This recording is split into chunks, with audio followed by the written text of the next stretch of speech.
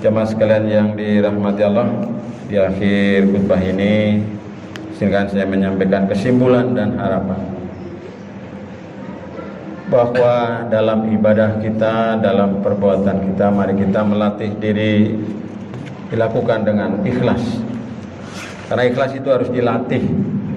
Tidak bisa sekonyong-konyong terjadi ikhlas itu. Harus dilatih, perlu riyadhah. Yaitu antara lain kita mulai dengan niat yang ikhlas. Sebelum mulai, cita-cita yang ikhlas, niat yang ikhlas, motivasi yang ikhlas. Kemudian yang kedua adalah hendaknya dilakukan dengan sebaik-baiknya di semua apa saja. Ini adalah faktor pendukung keikhlasan. Kemudian yang ketiga adalah pemanfaatan hasil dengan maksimal. Jadi kalau niatnya sudah bagus, caranya sudah bagus, hasilnya juga bagus dan dimanfaatkan dengan sebaik-baiknya. Dan ini menjadi seutama-utama bagi kita agar ibadah kita diterima Allah Subhanahu wa taala. Kemudian kita berusaha untuk menghindari yang namanya riya. Dalam surat Al-Ma'un juga disindir, yaitu orang-orang yang mendustakan agama, orang-orang yang sholat tapi celaka, yaitu diantaranya karena berbuat riya. Riya oleh Rasul disebut sebagai syirik kecil. Maka hatilah, waspadalah. Mudah-mudahan kita terhindar dari yang demikian itu. Innallaha malaikatahu yusholluna 'alan nabiy ya ayyuhalladzina amanu shallu 'alaihi wa sallimu taslima. Jemaah yang dirahmati Allah, di antara upaya kita agar amal senantiasa diterima Allah Subhanahu wa taala, agar kita memperoleh keridhaan Allah Subhanahu wa taala dan amal kita tidaklah sia-sia, maka kita hendaknya beramal dengan ikhlas. Ikhlas menurut bahasa artinya adalah bersih, jernih, murni, tidak bercampur. Artinya tidak bercampur dengan hal-hal yang lain yang di luar dari niat kepada Allah Subhanahu wa taala. Maka secara terminologi dalam pengertian ikhlas adalah beramal semata-mata mengharap ridho Allah Subhanahu wa taala. Atau dengan kata lain kita sering menyebutnya dengan berbuat tanpa pamrih, hanya semata-mata mengharap ridho Allah Subhanahu wa taala. Kemudian hal-hal yang perlu kita perhatikan di dalam amalan itu agar menjadi ikhlas, paling tidak ada 3 hal. Yang pertama adalah ikhlas dalam niat kita.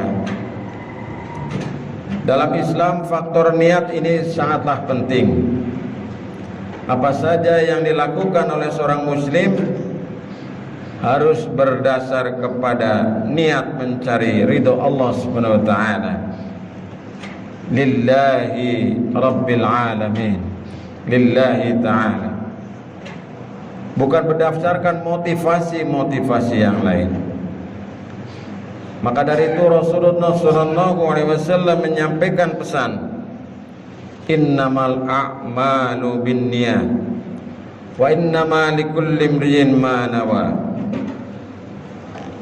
Sesungguhnya segala amal perbuatan bergantung kepada niat, dan sesungguhnya setiap orang akan memperoleh sesuatu sesuai dengan yang ia niatkan.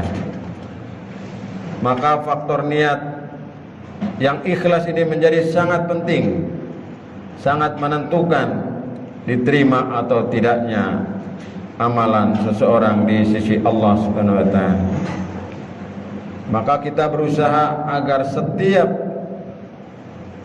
langkah, setiap ibadah, setiap perbuatan baik kita berusaha kita lakukan dengan ikhlas karena Allah Subhanahu wa taala.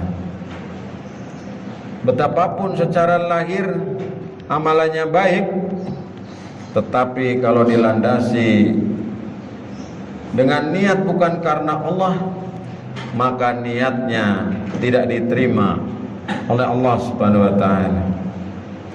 Innallaha la yanzuru ila ajsamikum wala ila suwarikum walakin yanzuru ila qulubikum. Sesungguhnya Allah tidak memandang bentuk tubuh dan rupamu, tapi Allah memandang kepada batin. Hadis riwayat Muslim. Maka dari itu jamaah sekalian yang dirahmati Allah, kita berusaha niat kita itu ikhlas. Niat saya ibadah, niat saya menolong, niat saya untuk bepergian.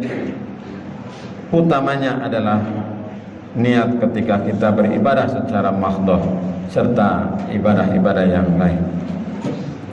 Kemudian di samping unsur yang pertama yang tadi sudah kita pahami bersama, yang kedua adalah beramal dengan sebaik-baiknya. Jadi tidak cukup hanya dengan niat saja, niat yang baik, niat yang lurus, niat yang mulia, tetapi beramal itu hendaknya dilakukan dengan sebaik-baiknya, dengan sungguh-sungguh, dengan maksimal. Niat yang ikhlas harus diikuti dengan amal yang sebaik-baiknya. Seorang muslim yang mengaku ikhlas melakukan sesuatu harus membuktikan dengan melakukan perbuatan itu dengan sebaik-baiknya. Maka ketika dia bekerja dengan etos yang tinggi dan profesional, tidak sembarangan, asal jadi acak-acakan dan seterusnya, maka kualitas amal atau pekerjaan tidak ada kaitannya dengan honor atau imbalan materi. Sungguh keliru kalau ada yang memahami bahwa apabila dia bekerja tidak mendapatkan honor, maka dia boleh bekerja seenaknya atau sesuka hatinya tanpa memperhatikan kualitas kerjanya. Sebaiknya kalau dia mendapatkan honor yang tinggi, maka dia akan bekerja dengan sebaik-baiknya dan merasa bersalah kalau tidak melakukan tugas dengan baik. Nah, fenomena seperti ini dapat kita lihat, dapat kita rasakan dalam kehidupan masyarakat, dalam kehidupan berorganisasi dan lain sebagainya. Maka seseorang yang dipercaya menjadi pengurus, menjadi pimpinan, yang sekedar memanfaatkan sisa-sisa waktunya, kemudian dia tidak berbuat untuk yang terbaik, atau kalau aktif hanya dia merasa bersalah, apa-apa kalau tidak aktif, atau kalau aktif hanya sekedar memanfaatkan sisa-sisa waktunya saja. Karena dalam pikirannya tidak aktif, yang tanpa honor itu sah-sah saja. Walaupun dia dipercaya sebagai pengurus, sebagai pimpinan. Berbeda kalau dia misalnya mendapatkan gaji, mendapatkan honor, mendapatkan bisyarah, maka dia akan berusaha aktif dengan penuh disiplin. Inilah yang perlu kita perbaiki jamaah sekalian. Maka Rasulullah SAW berpesan, sesungguhnya Allah menyukai bila seorang beramal, dia melakukan dengan sebaik-baiknya. Innallaha ta'ala yuhibbu idza amila ahadukum amalan ayyuqtinah. Allah Subhanahu wa taala sangat mencintai amalan ayyuqtinah, yaitu amalan-amalan yang dilakukan dengan sebaik-baiknya, dengan penuh kesungguhan. Hadis riwayat Baihaqi. Ini yang kedua jemaah sekalian. Kemudian yang ketiga jemaah sekalian, keikhlasan harus ditunjang dengan faktor pemanfaatan hasil usaha dengan tepat, yaitu sebagai unsur yang ketiga dari keikhlasan menyangkut pemanfaatan hasil yang diperoleh. Sebagai contoh misalnya, seseorang yang menuntut ilmu, setelah seorang muslim berhasil melalui dua tahapan, yaitu yang pertama tadi niat ikhlas karena Allah, kemudian belajar dengan sungguh-sungguh, rajin, disiplin, maka setelah berhasil mendapatkan ilmu itu yang ditandai dengan keberhasilannya memperoleh pengetahuan, memperoleh gelar, memperoleh ilmu dan seterusnya. Selanjutnya bagaimana dia memanfaatkan ilmunya atau kesarjanaannya atau ijazahnya atau pengetahuannya dengan tepat. Apakah dia memanfaatkannya hanya sekedar untuk kepentingan pribadi, kepentingan sendiri, mencari uang, bersenang-senang dan sebagainya, atau dia manfaatkan juga untuk kepentingan masyarakat, kepentingan agama dan kepentingan umat pada umumnya. Maka inilah yang menjadi PR bagi kita, yaitu memanfaatkan apa yang kita miliki, apa yang kita peroleh dengan sebaik-baiknya. Jemaah yang dirahmati Allah, itulah diantaranya 3 hal yang perlu kita perhatikan. Lalu bagaimana keutamaan dari ikhlas itu sendiri? Allah Subhanahu wa taala memerintahkan kepada kita untuk berbuat, untuk beribadah kepada Allah dengan penuh keikhlasan dalam beramal, yaitu semata-mata mengharap ridho Allah Subhanahu wa taala. Tadi saya bacakan surat Al-Bayyinah, surat yang ke-98 ayat 5. Wa ma umiru illa liya'budullaha mukhlishina lahuddin khunafa. Padahal mereka tidak disuruh kecuali supaya beribadah kepada Allah dengan mengikhlaskan ketaatannya kepadanya dalam menjalankan agama dengan lurus.